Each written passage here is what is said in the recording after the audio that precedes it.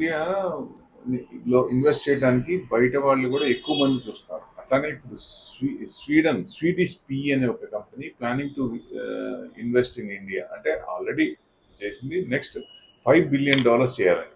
వాళ్ళ ఇన్వెస్టర్స్ నుంచి $1.6 billion commitment తీసుకుంది. సో వాళ్ళు ఈ ఎలక్షన్ తర్వాత చిన్నగా ఈ 24 ఎండింగ్ లాస్ట్ జూన్ క్వార్టర్ కానీ నెక్స్ట్ క్వార్టర్ కానీ అక్కడి నుంచి స్టార్ట్ చేస్తాం అన్నట్టు వాళ్ళు ప్లాన్ చేసుకున్నారు. అంటే వాళ్ళు ఏ కంట్రీకి ఎంత డిప్లాయ్మెంట్ చేస్తారని చేయలేదు కానీ, బట్ ఇండియాకి వాళ్ళు ఎక్కువ ఇష్టపడుతున్నారు. సో ఎందుకంటే మిడ్ మార్కెట్ గ్రోత్ ఎక్కువ ఉంది ఇక్కడ. సో డెఫినెట్గా ఎందుకంటే వాళ్ళు ఆల్రెడీ ఇన్వెస్ట్మెంట్ చేస్తున్నారు. 4 ఇన్వెస్ట్మెంట్స్ పెట్టుకుంటే వాళ్ళు ఆల్రెడీ 2 ఇన్వెస్ట్మెంట్స్ చేస్తారు. సో నెక్స్ట్ దానికి చేయాలన్నమాట. అంటే వాళ్ళ అసెట్స్ అన్ని $250 బిలియన్ ఉన్నాయి వరల్డ్ వైడ్గా. $8 బిలియన్ ఇన్వెస్టెడ్, అంటే ఇండియాలో $8 బిలియన్ ఇన్వెస్ట్ చేశారు, అంటే 30 కంపెనీస్లో. ఇంకా చాలా మంది కూడా వీళ్ళని చూసి వచ్చేటట్టున్నారు. ఎవరు? బ్లాక్ స్టోన్ మన దగ్గర $50 బిలియన్ ఆల్రెడీ ఇన్వెస్ట్ చేశారు. They are planning to invest another $25 billion. అంటే ఫోకస్ ఎక్కడ చేస్తారు? ఇన్ఫ్రాస్ట్రక్చర్లో, data centre and logistics. So తర్వాత New York based KKR and company, అది $11 బిలియన్ ఇన్వెస్ట్మెంట్ ఆల్రెడీ మన దగ్గర ఉంది. ఇప్పుడు ఇంకో అనదర్ $10 బిలియన్ చేస్తారు. అంటే మార్కెట్ పడదు, ధైర్యంగా ఉండడానికి ఇది ఒక ఇన్వెస్ట్మెంట్ ఇన్ఫ్లో అలా అవుతుంటే మనకు కూడా భరోసా వస్తుంది కదా. సింగపూర్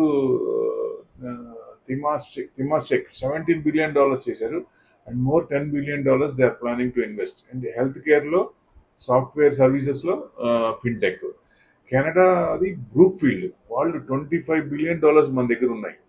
రీసెంట్గా మనకి కొంచెం రప్చర్ అయింది. ఆ ప్రైమ్ మినిస్టర్ వాళ్ళ పార్లమెంట్లో మన గురించి కామెంట్ చేశారు కదా, అప్పటి నుంచి కొంచెం రిలేషన్ కూడా సరిగ్గా లేదు. ఆ $25 బిలియన్ కొంచెం వెనక్కి తీసుకున్నట్టున్నారు. సో మళ్ళీ అగైన్ దే ఆర్ ప్లానింగ్, మనసు మార్చుకొని $10 బిలియన్ చేద్దామని నెక్స్ట్ 3 to 5 yearsలోనే ప్లాన్ చేసుకున్నారు. సో ఇది ఈ విషయం. టోటల్గా ఏంటంటే అందరూ ఇండియాకలే చూస్తున్నారు అనే దానికి ఇది ఒక ఎగ్జాంపుల్. సో ఇట్లాంటి కంపెనీస్ మన ప్రైమ్ మినిస్టరు ఆయన టర్మ్లో తిరిగిన కంట్రీస్ 80 కంట్రీస్లో దాదాపుగా 75 నుంచి 80 కంట్రీస్ మన సైడ్ ఇన్వెస్ట్మెంట్ చేస్తానికి చూస్తున్నాయి. మార్కెట్ పడే ఛాన్సే లేదు, బట్ ఏదన్నా పడినా మంచి అవకాశం. ఎందుకంటే ప్రైస్ డిఫర్ అవుతాయి కాబట్టి, మంచి వాల్యూస్ దొరుకుతాయి కాబట్టి మంచి అవకాశం.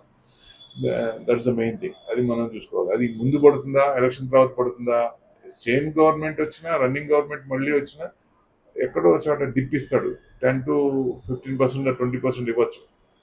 ఎక్కడ ఎంత ఇస్తాడు అనేది మనం చెప్పలేము. అంత 10 ఇస్తారు, మీరు చెప్పారు కదా 10 అనేది. 10 కాదు, 15 కాదు, ఎంత ఇస్తారో తెలియదు. 5% ఇవ్వచ్చు, మళ్ళీ యూటర్న్ తీసుకోవచ్చు. సో ఏదైనా కొంచెం మనం పడినప్పుడు దాన్ని యూటిలైజ్ చేసుకుంటే బెస్ట్. Thank you.